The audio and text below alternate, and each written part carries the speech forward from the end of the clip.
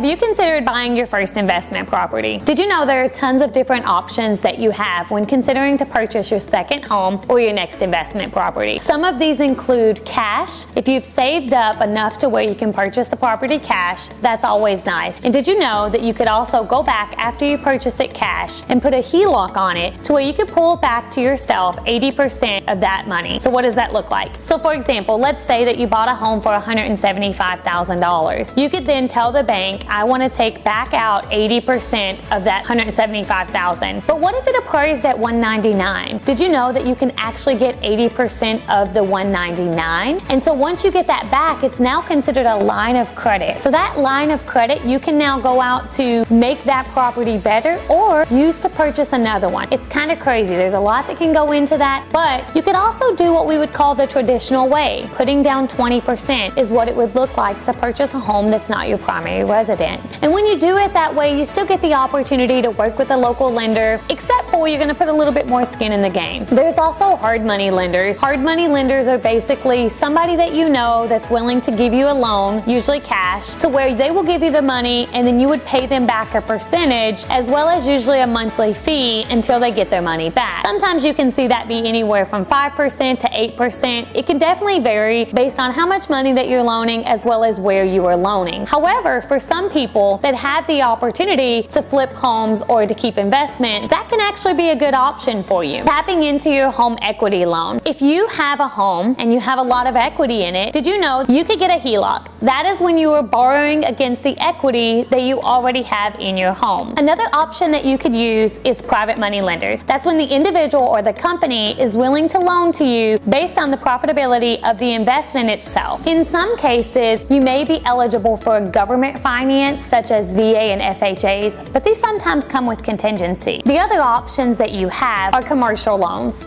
They also usually lend to people they know, like, and trust. I tell people this all of the time. It is so important that you are building relationships with your lenders in the local community because there's always a lot of discretion in deciding who to give these loans to. A lot of people will say, we have such a big portfolio and we want to put a small loan on each of them in which you could have one full commercial loan. There are tons of options out there, and if you're interested in learning more about how to invest in your first investment home, I would love the opportunity to tell you how I did it myself.